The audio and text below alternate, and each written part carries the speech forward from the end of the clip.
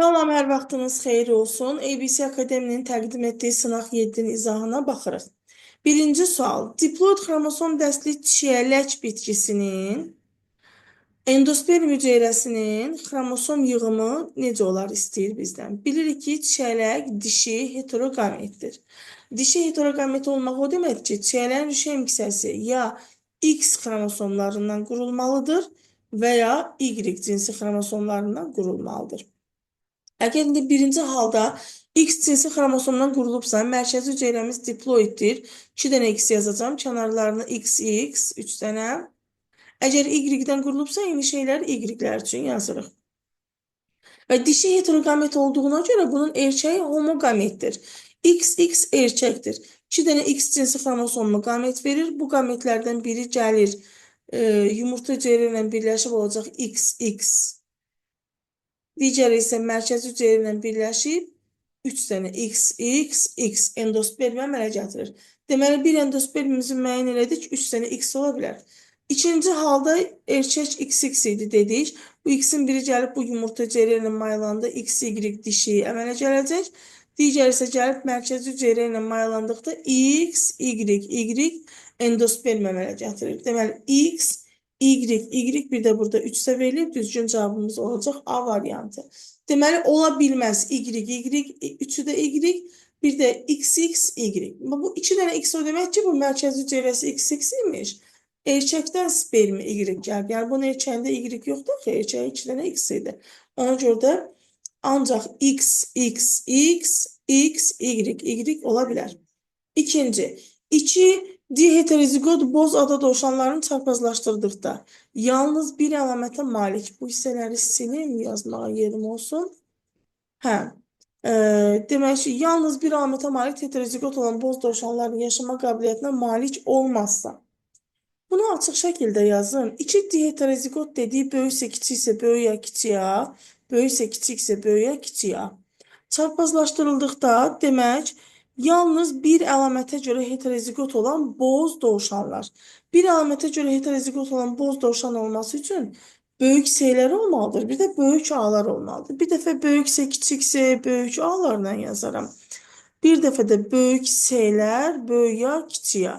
Yalnız bir əlamətə görə heterozigot olan boz dovşanlar bu ikisidir. Və bir əlamətə görə heterozigot olduğuna görə bunların hər birindən 2 dənədir.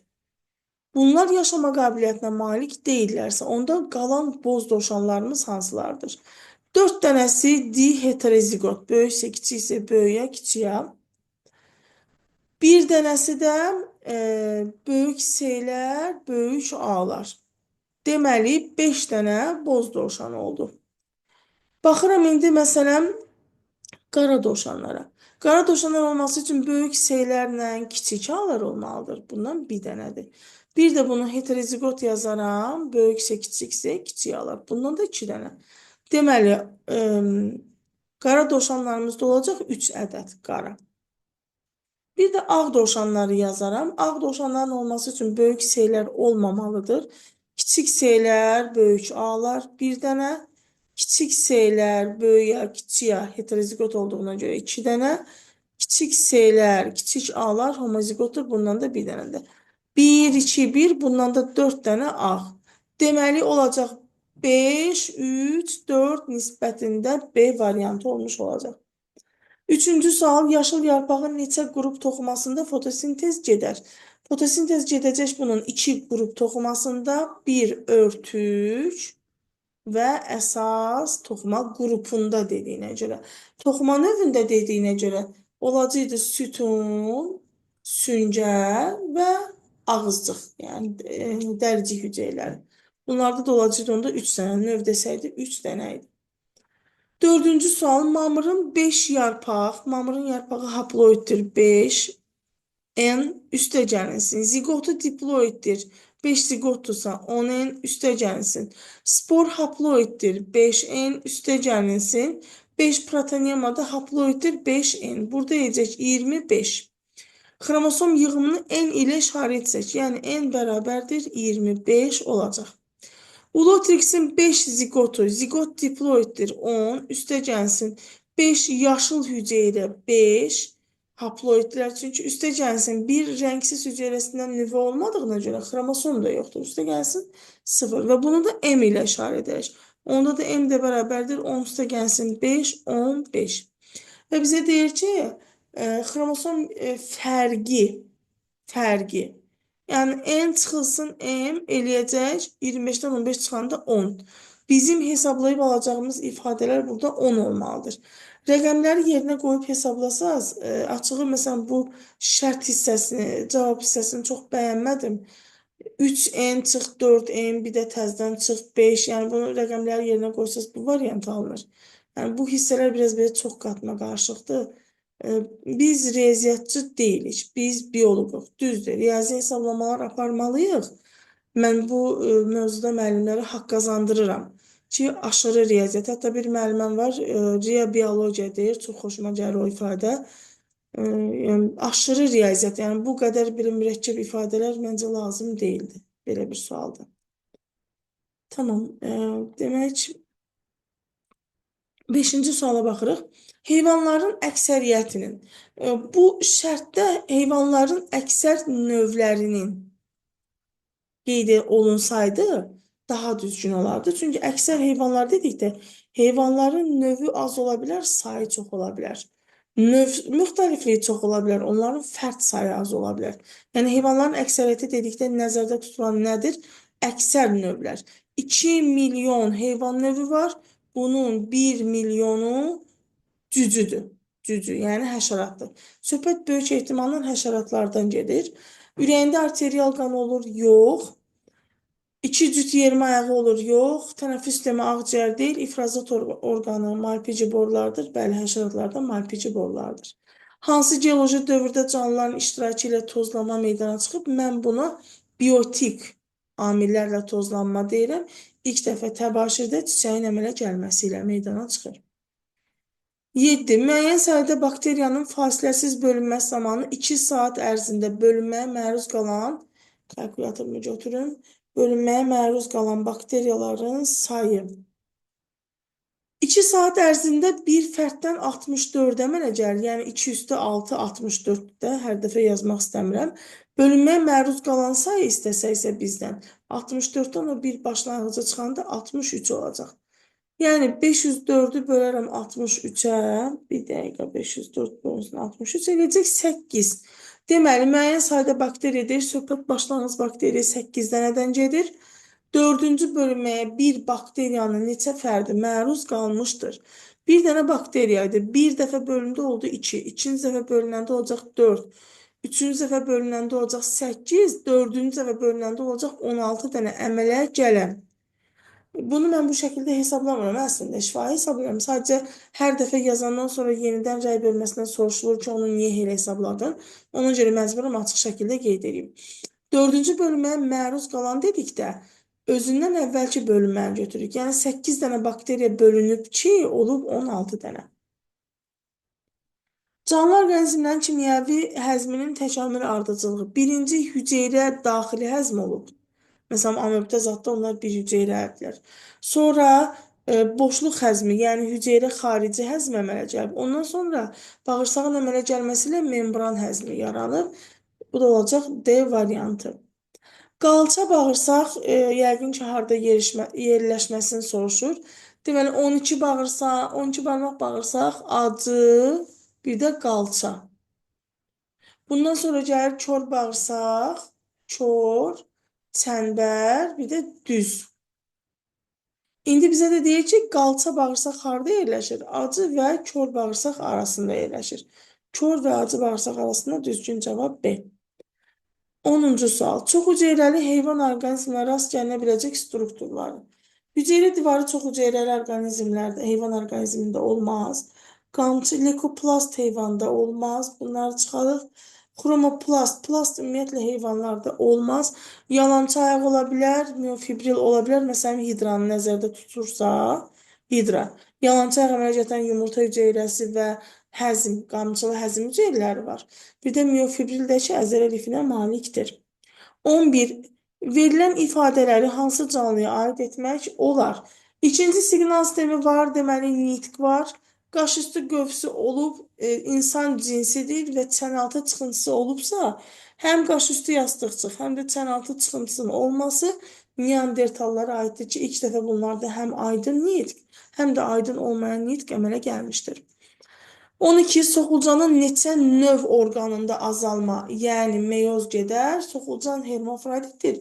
2 növ orqanında, həm yumurta, həm də toxumluqlarda gedə bilər. 13. İnkişaf dövrünə görə helmint, geo, bio, bir də əlaqə təmas helmintləridirlər. Geohelmint dediyimiz inkişafının müəyyən dövrünü torpaqda keçirdər. Məsələn, askarit. Biohelmik dediyimiz canlı ilə canlı arasında əsas aralıq sahib kimi inkişaf dövrəsini dəyişir. Əlaqə təmas helmikləri isə bunlar təmasdan, dəridən deşib yoluxa bilirlər. Məsələn, askerdə bura qeyd etsək, biohelmikləri qaraciyər sorucusu, öküz soliteri, exnokoku qeyd eləmək olar. Əlaqə təmas helmiklərinə də məsələn, uşaq bizquyruğunu qeyd eləyək. Askarit, soliter, bizquyruq ilə A variantı uyğun gəlir. 14. İnsanda sidik ifrazat sisteminə aid olan orqanlardan neçəsi iki əsas bədən boşluğunda yerləşir? Neçəsi dediyinə görə neçə dənə orqandan söhbət gedir. Söhbət sidik axarlarından gedir, həm qarın, həm də çanaq boşluğunda yerləşir. Sidik axarlarında sayı 2 dənədir. Bizdən də neçəsi soruşurdu. 15. Bir canlı 6 müxtəlif əlamətə görə maksimum 8 növ qamət hazırlayır. Əgər 8 növ qamət hazırlayırsa, deməli 3 əlamətə görə heterozigotluğu var. 10-da əmələ gələn qamətlərin minimum neçə növü özündə resesiv əlamətə malik gen daşıyar, 7 dənə olar. Bu sual səhv eləmirəmsə ilk sınaqların hansındasa var idi. Sualın enisi ilə özü buradadır. Həmin hissəni izah eləmişdim orada. Bir də təzədən izah eləyimmi, bilmirəm. Ümumiyyətlə, belə deyim ki, minimum dediyinə görə 6 müxtəlif əlamət deyil. Onun 3-ünü homozigot, dominant götürməliyəm ki, resesiv geni minimum sayda olsun. Digər 3-ündə heterozigot götürməliyəm. Məsələn, böyük ya kiçik ya böyük B, kiçik B, böyüksə kiçik C. 6 müxtəlif əlamət deyil. 6 müxtəlifin 3-ünü resesiv götürün. 3-ünü də çünki 8 sort qamət verməlidir. Ona görə 3-ünü götürün. Böyük D-lər, böyük Y-lər, tutaq ki, böyük K-lar. Bunları da dominant götürürəm ki, resesiv gen minimuma düşsün. Bu 8 sortdan bir dənəsi böyük A, böyük B, böyük C, böyük D, böyük Y, böyük K. Hamısı dominant olan bir dənəsini daşıyır. Ona görə bu 8-indən bir dənəsi hamısı dominantdır. Yerdə qalan hamısında resesiv allelə rast gəlmək olur, bir dənə də olsa. 16. Yumurta hüceyrəsində 9 xromosomu olan dişiciyi. Demək, Karpachenko məsələlərində əgər dişi və erkək sizə ayrı-ayrı verilibsə, bunun daha yaxşı olar ki, rüşeym kisəsini qurun. Yumurta hüceyrəsi 9-dursa, deməli, mərkəz hüceyrəsi 18-dir. Və yarpaq hüceyrəsində 16 xromosomu olan tozcuq. Yarpaq hüceyrəsi diploiddir, deməli bunun 2-ni 16-dır. 16 2 dənə qamət verəcək, 8 xromosomlu. Və bizdən endosperm istəyir. 8-in üstə bu 18-i gələrəm, eləyəcək 26 endosperm. Amma bu haploiddir. Ona görə də bu dölsüz formadır. Karpachenko tətbiq edəndən sonra bunu 2 dəfə artırmış oluruq. Olacaq 52 xromosomu. 17. Hansı canlıda homoloji xromosomlar cütünə rast gəlinmir? Homoloji deyillərsə, bunlar ya haploid xromosom dəstədirlər, ya da ki, seleksiya məhsulu olub dölsüzdür. Hər xromosomdan bir dənə var deyə onlar cüt əmələ gətirmirlər. Məsələn, bunların hamısına təbiətdə rast gəlinir. Bester isə ağ balıqla cökənin, yəni nərəkimlərin hibrididir. Onlar dölsüzdürlər və onlarda homoloji xromosom cütünə rast gəlinməz. 18. Postembrional inkişafı zamanı burun dəliklərinin funksiyası artan canlı söhbət qurbağadan gedir. Çünki o, çömçəquyruq mərhələsində burun dəlikləri tənəffüs eləmirdi, sadəcə qoxuda iştirak edirdi. Amma yetkin fərd halında artıq burnu ilə də tənəffüs eləyirdi. Hansı fikir doğrudur? Döş sümüyü üzərində döş tili var, qurbağanın döş sümüyü üzərində til falan yoxdur. Barmaqlarında caynaq yoxdur, diafragması yoxdur, qəlsəmə qapağı yoxdur. Ön ətraf qurşağı 4 növ sümükdən. Kürək, körpücük, qarğa, bir dənə də döş sümüyü aid idi. 4 növ sümük aiddir. 19. Yanlış bəndi göstərin. İnsanda sümüklər dayaq hərəkət aparatının pasiv hissəsini təşkil edir, düzdür. 4 toxuma qrupu var. 4 toxuma qrupu dedikdə, bəli, insanda 4 toxuma qrupu var. Epitel birləşdirici əzələ sinir. Bütün daxili orqanlar sayı əzələ toxumasından təşkil olunub deyə bilmərik. Məsələn, diafraqma, ürək, bunlar enə zolaqlı əzələdir. Ürək əzələsi ritmikdir, bunlar digərləri də doğrudur. 20. Hansı damarın zədələnməsi zamanı ilk yardım göstərir? Deməli, turna qoyulur. Turnanı biz bir qoyarıq iri venalara, bir də ümumiyyətlə arteriyalara. Yəni 2-4 olacaq C variantı. 21. Hansı qurdun həzm kanalında qidanın hərəkət istiqaməti iki tərəflidir? İki tərəflidirsə, demək bunun anal dəliyi yoxdur. O zaman anal dəliyi olmayan ağ planarini götürə bilərik. Öküz soliterinin həzm kanalında dəlik falan yoxdur. Çünki bunlar həzm olunmuş qidanı bağırsaqdan bədənləri ilə sorurlar. İnsan askardinin anal dəliyi vardır. Soxulcanın anal dəliyi vardır. Deməli, 3-4 harda varsa silirik. Qaraciyər sorucusunun inkişafı iki istiqamətlidir. Exnikokun da öküz soliteri kimi həzm sistemi yoxdur. Ona görə də 1 və 5 olacaq D variantı. 22. İnsanın bir böyrəyində olan strukturların saylarına görə müqayisəsi necədir? Qədərbənzər kapsul bir dənədir, Henle ilgəyi də bir dənədir, bir nefron üçün baxsaq. Amma sidik toplayıcı borcuqların sayı bir böyrəkdə bunların sayı daha azdır. Çünki bir neçə nefron bir sidik toplayıcı borucuğa birləşir. Ona görə deyərik ki, 1 bərabərdir 2-yə və bunların sayı 3-dən çoxdur. Olacaq B variantı. 23. İnsanda səsin yüksəkliyi səs telləri arasındakı məsafədən, yəni səs telləri arasında məsafə əgər bərabər yanlı üç bucağa bənzəyirsə, bu susur. Deməli, səs yarığı daraldıqca səsin tezliyi azalır, artır, səs yarığı genəldikcə səsin tezliyi azalır. O zaman bunlar arasında tərs mütənasib qeyd etmiş olarıq. Çünki səs telləri aralarındakı məsafə uzandıqca bu susur. Ona görə də bu məsafə artanda səsin yüksəkliyi azalır. Biraz yığaq, hə. Aşağıdakı qrafikdə bəzi parazit qurdların sormaç sayı göstərilmişdir. Qrafikə əsasən doğru fikri seçin deyir bizə. X canlısının aralıq sahibi qaramal ola bilər. X canlısının 2 dənə sormacı var. 2 sormacı varsa bu qaraciyər sorucusudur. Bunun aralıq sahibi qaramal deyil. Aralıq sahibi gölmə çevrizidir. Y canlısının əsas sahibi F heyvanı ola bilər. Y-in 4 dənə sormacı var. Əsas sahibi 4 sormacı varsa bu öküz soliteri və yaxud da exnokokdur. Onun əsas sahibi F heyvanı deyil. Əgər öküz soliteridirsə əsas sahibi insan, exnokokdursa yırtıcı məməlilər idilər. Yəni bu da düzgün deyil. Z canlısının bağırsağı kör qutarır. Z canlısı 4 sormac varsa ya exnokokdur ya soliterdir. Bunlarda bağırsaq yoxdur.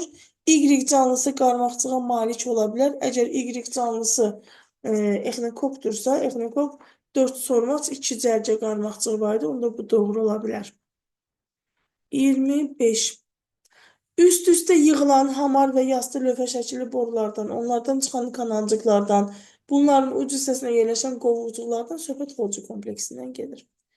Yarpaqları topa düzülmüş bitkidə en qədər yarpaq vardır. Topa düzülübsə, deməli bir buğumunda 3 dənə, ən azı 3 dənə yarpaq olar. Onda n bölünsün 3 qədər bunun buğumu vardır. Buğum aralarının sayı buğumdan bir vahid az. Yəni n bölünsün 3 çıxılsın 1 qədər də olacaq. Y variantı. Monosaxariddir. Monosaxaridlər demək galaktoza, fruktoza, glukoza, dezoksiriboza, riboza idi. Cümləni tamamlayın. İlk sürünənlərin əmələ gəldiyi geoloji dövr daş, kömür dövrüdür. Daş kömür meşələri yox oldu. İki qan dövranı meydana çıxdı. Bu Devondadır. Borlu sümüklər meydana çıxdı. Devondadır. Çiçək və meyvə yarandı. Təbaşirdədir. İlk iynəyarpaqlılar yarandı. Hə, ilk iynəyarpaqlılar daş kömür dövründə yaranmışdı. Verilən bakteriyalardan hansı xarici müddət karbon qazını azaldıb oksigeni artırır? Yəni fotosintez edir və oksigen ayırır atmosferə. Məsələn, bu da olsun siyanobakteriya. Çünki qırmızı və yaşıl bakteriyalar fotosintez edir, amma onlardan oksigen əmələ gəlmirdi. 30. Sümüklərə aid olan bir sualdır. Deməli, bir uzun borlu sümükdür. O zaman bir olsun uzun borlu sümük, burada but sümüğüdür. 2. Yastı sümükdür, digər sümük növləri yoxdur. Gözüm seçmir. Yastı sümük 2A olsun. Çanaq. Çanaq. Başqası da yoxdur. 3 demək qısa sümükdür. Qısa sümük olsun. Məsələn, boyun fəqərəsini buradan çıxaram, çünki fəqərə qarışıq sümükdür. Burada qarışıq sümük verilməyib. Barmaq falanqaları qısa sümükdür. Bir də əl darağı qısa sümükdür. 1D, 2A, 3B yəqin ki, A variantıdır. 31. Endoderma mənşəlidir, sidik kisəsinin epitelisi. Bəzi sualların üzərində çox qalıb vaxt itirmək istəmirəm, çünki bunlar əzbərə dayanan hissələrdirlər. 32. Meyvənin verilmiş hissələrində hansında ana bitkinin əlamətləri üstünlük təşkil edir? Ana bitki üstünlük təşkil edirsə, bu mayalanmadan əmələ gəlir, rüşeym olmaz. Çünki burada 50-nin 50-yədir. Toxumun qabığı amma desə, toxumun qabığı yumurtacığın divarından əmələ gəlir. Yumurtacıq divarından əmələ gəlir, hə. Ona görə də üstünlük təşkil edir. Meyvə yanlığı hüceyrəsi, bu da meyvə yanlığıdır, yumurtalığın divarından əmələ gəldiyinə görə dişiyə aiddir. Endosperm hüceyrəsinin 2N mərkəzi, N də sperminin üstünlük təşkil edən hissə 2N olduğuna görə bu da aiddir. 2, 3, 4 və olacaq D variantı. İnsanın hansı orqana 2 növ qan daxil olub, 1 növ qan çıxır? Bu qaraciyər olacaq. Çünki qaraciyərə qarın aortasından arterial qan gəlir. Bir də qapı venasından venoz qan gəlir. Yəni 2 növ qan daxil olur. Amma qaraciyərdən çıxan damar aparır venoz qanı. Bir növdə qan çıxır. 34. Ciftin hormon sintez etdiyi müddəti N ilə işarə etsək, N-in qiyməti olacaq 6. Onun ömrü necə işarə edir? Ömrü 7 ay mövcuddur. 6 əgər N-dirsə, N üstə gəlsin, bir də 7 olmuş olacaq. Meyozu mitozdan fərqləndirən əsas əlamətlər bölünmənin hansı fazalarında özünü göstərir? Bir profaza da özünü göstərir, birinci profazada, konjugasiya crossing overin olmasına görə. Bir də birinci anafaza da qütblərə bütöv xromosomların getməsi ilə fərqli göstərir. 36. Eyni sayda götürülmüş göllü bizi və anadontalarda cəmi 24 qulaqcıq var. Eyni sayda götürüb, hər birindən x sayda götürülüb. Göllü bizim ürəyi 2 kameralıdır. Ona görə x qədər varsa, x qədər qulaqcıq burada var. Anadontanın ürəyi 3 kameralıdır. X qədər anadontada 2x qədər qulaqcıq var. Yəni bunların cəmi 24-dür. 3x bərabərdir 24, x də bərabərdir 8. Deməli 8 dənə göllü bizi var, 8 dənə də anadonta var. Bu canlılarda cəmi neçə ayaq var? 16 dənə canlı var burada. Hərəsində də 1 dənə ayaq var. Ona görə də 16 dənə ayaq olacaq. İlk dəfə embrional dövrdə borlu sümüklər əmələ gələn sinif. Bunlar sürünənlər sinifidir. Çünki suda burada yaşayanlarda borlu sümüklər postembrionalda əmələ gəlir. Nümayəndələrdə ola bilməz deyir bizə. 2 qan dövranı var, 2 qulaqcıqlı mədəcik, bunların elə hamısının qulaqcığı 2 dənədir. Xarici mayalanma sürünənlərdə daxilidir mayalanma, onlarda xarici olmaz. Çünki sərt qabıqla yumurta qoyurlar, o yumurtanın sonra mayalanması mümkün deyil. 38. Demək, doğru bəndi müəyyən edin.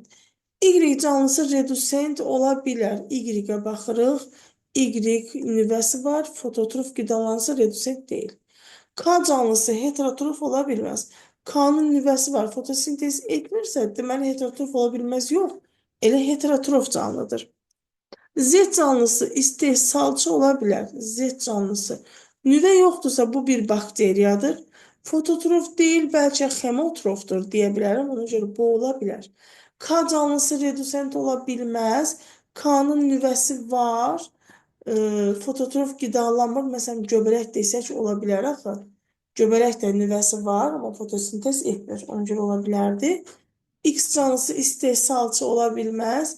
X canlısının fototrof qidalanması var. Necə yəni istehsalçı ola bilməz? Ola bilməz ifadəsi yanlışdır. 39. Həzm kanalından kənarda yerləşib həzmdə iştirak edən neçə ədəd iri vəznin axarı bədən boşluğuna açılır. Bədən boşluğuna açılır demək bunlardan 6 dənəsinin 3 cüt ağız suyu vəzinin axarı bədən boşluğuna açılır. Amma mədə altı ilə qaraciyərin axacağı 12 barmaq bağırsağa açılır. Ona görə neçə ədəd iri vəzin dediyinə görə 6 ədəd iri vəzi olacaq. Və sonuncu sual, verilmiş bitkilərin hansılarının bütün nümayəndələrində 2 qat maylanma gedə bilməz? Bütün fərdlərində dediyinə görə bunlar məsələn bir cinslilərdə getməz. Məsələn olsun, söyüd iki evli bir cinslidir, quzu qulağı iki evli bir cinslidir, qovaq da iki evli bir cinslidir. Olacaq düzgün cavabımız C variantı.